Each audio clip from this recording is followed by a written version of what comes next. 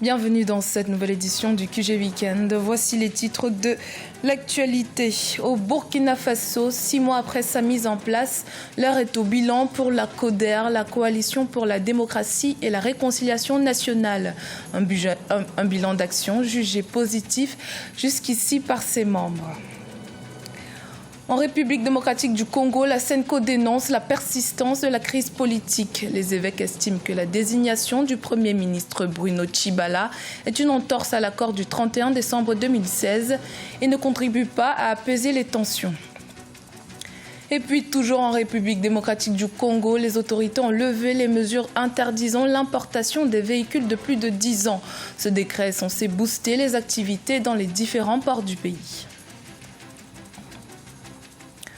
Au Burkina Faso, la CODER fait son bilan 6 mois après sa création en octobre 2016. Et pour la majorité des membres de cette coalition, il est plutôt satisfaisant. Les détails dans ce reportage de notre correspondant Jean-Paul Ouedraogo.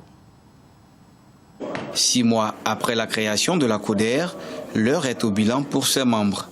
Un bilan que la coalition juge satisfaisant, et ce, malgré la volonté naissante d'une partie de la société civile qui réclame sa dissolution. L'action de la coalition, à en croire son président sortant, Maître Gilbert Noël Ouedraogo, est loin d'être un échec. Comme nous le disons, la réconciliation telle que prône la CODER, ce n'est pas dans l'intérêt de la CODER, c'est dans l'intérêt du peuple burkinabé, de la jeunesse burkinabé et de la femme burkinabé. Nous pensons qu'il y a des contentieux que nous drainons depuis des années.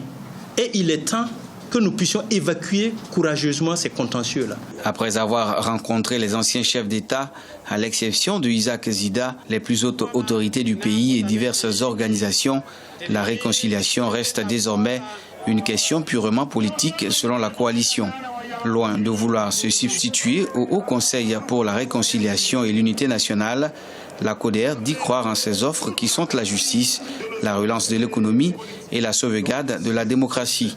La finalité étant d'aboutir à la tenue d'un forum national sur la réconciliation que la coalition souhaite voir convoqué par le président du Faso lui-même. En ce qui concerne notre démarche, nous sommes d'accord que certains ne soient pas d'accord avec nous.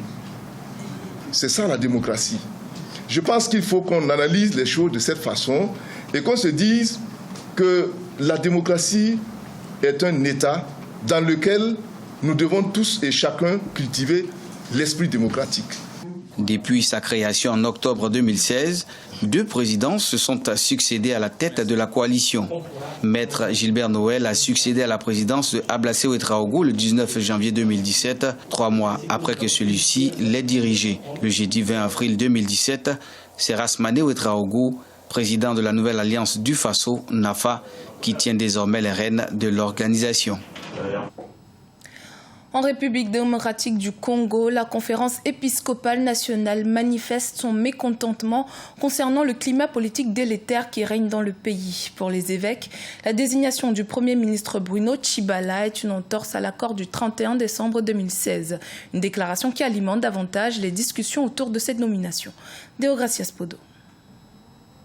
La conférence épiscopale nationale en République démocratique du Congo, SENCO, craint une situation pouvant retarder davantage la tenue de la présidentielle prévue au plus tard en décembre 2017. Se prononçant vendredi 21 avril sur la récente nomination de Bruno Tshibala au poste de Premier ministre par le chef de l'État Joseph Kabila, l'épiscopat congolais a dénoncé une entorse à l'accord de la Saint-Sylvestre. Pour la SENCO, la rencontre entre le chef de l'État et le chef de la délégation du Rassemblement dans les négociations était impérative avant le choix de l'actuel chef de gouvernement. La majorité avait posé des conditions comme quoi la nomination du Premier ministre ne pouvait intervenir qu'après la signature de l'arrangement particulier. Et donc, à partir du moment où les modalités de nomination du Premier ministre n'avaient pas été précisées, ça veut dire qu'il n'y a pas eu un accord qui s'est dégagé sur comment nommer le Premier ministre. Et à partir de ce moment-là, une nomination qui ne s'insère pas dans le cadre de ce que les arrangements particuliers devaient prévoir n'est tout simplement pas régulière.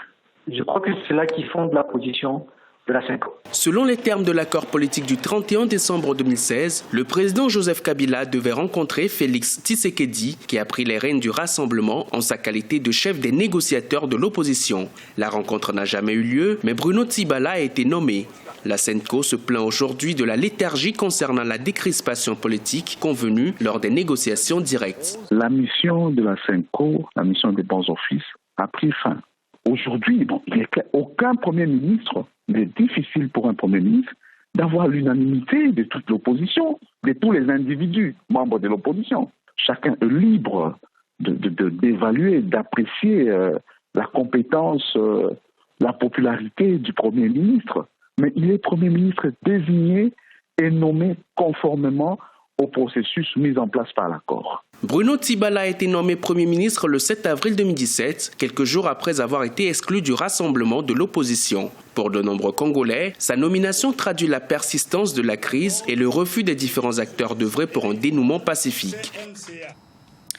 La République démocratique du Congo, où le marché des voitures depuis de 10 ans a réouvert. En effet, le gouvernement a levé les mesures interdisant leur importation, décrétées par le Premier ministre sortant, Sami Badibanga. Cette décision vise à relancer le secteur automobile dans le pays. Reportage de notre correspondant Jacques Amboka. Les Congolais sont à nouveau autorisés à importer des véhicules d'occasion. Un décret du Premier ministre sortant signé le 4 avril a levé la mesure d'interdiction des véhicules de plus de 20 ans de fabrication, mesure prise par le gouvernement Matata. Une frange de la population congolaise pour continuer à pousser un cri d'alarme. Il n'y a pas que la population, même les entreprises de l'État et des entreprises privées qui se lamentent parce qu'il y a eu cet interdit. Et le chef de l'État a demandé au gouvernement de prendre des mesures, essayer de voir par quels moyens on peut assouplir tant soit peu la douleur ou la misère de cette population. Nous sommes à Sendoué, l'un des plus importants marchés des véhicules d'occasion de la capitale. Ici, les vendeurs saluent cette mesure. Donc cela est une réjouissance parce que il faudrait que les clients se retrouvent dans toutes les bourses. Ce n'est pas tout le monde qui a les moyens de payer un véhicule neuf ou semi-neuf, mais même celui qui a une bourse moindre peut se retrouver dans tel genre de véhicule, pourvu que ça soit en bon état.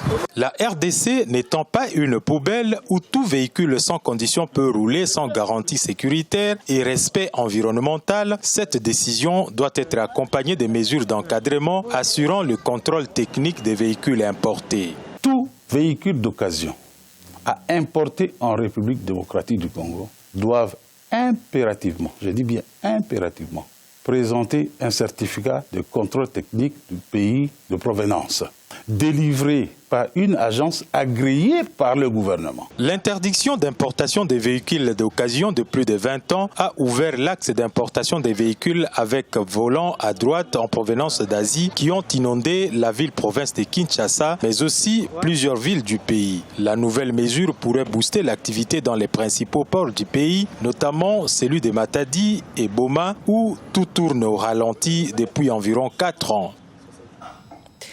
Dans l'actualité également, à partir de ce dimanche 23 avril, Conakry, la capitale guinéenne, est la nouvelle capitale mondiale du livre pour les 12 prochains mois à venir. Conakry succède ainsi à Wrocław en Pologne et c'est la 17e ville choisie depuis 2001. Cela représente 12 mois de rendez-vous culturels, de représentations théâtrales, de ballets et d'ateliers prêts à accueillir les Guinéens afin de célébrer l'art littéraire dans toutes ses déclinaisons. Après une semaine d'interruption pour commémoration du génocide, la Ligue nationale de basketball 2016-2017 a repris ce 21 avril à Kigali, la capitale rwandaise. Le champion en titre Patriots BBC affrontait IPRC Kigali. Les détails dans ce reportage de notre correspondant Olive Adjakuta. Patriot prend sa revanche à domicile sur IPRC Kigali 84-67, soit 17 points d'écart. C'était le 21 avril 2017 à Kigali. Une partie qui comptait pour la 12e journée de la Ligue 1, messieurs de basketball du Rwanda 2016-2017. Les champions en titre ont remporté tous les cartons et restent leaders du championnat avec 11 victoires et une défaite. Je suis très heureux. Vous savez, la phase de retour est compliquée, mais je félicite mes garçons car ils ont appliqué les consignes. L'adversaire du soir a un très bon niveau, surtout individuellement. Les étudiants de IPRC Kigali ont pour le moment disputé 11 matchs. Ils ont à leur actif 7 victoires et 4 défaites avec un match en retard à disputer bientôt.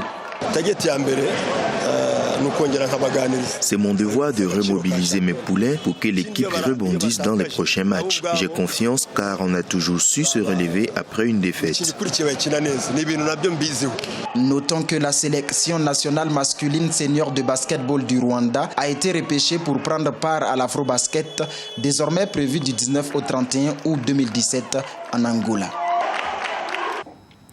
Ce journal a été réalisé par l'ensemble de la rédaction. Merci de l'avoir suivi. Dans un instant, une nouvelle édition de l'actualité sur Africa 24.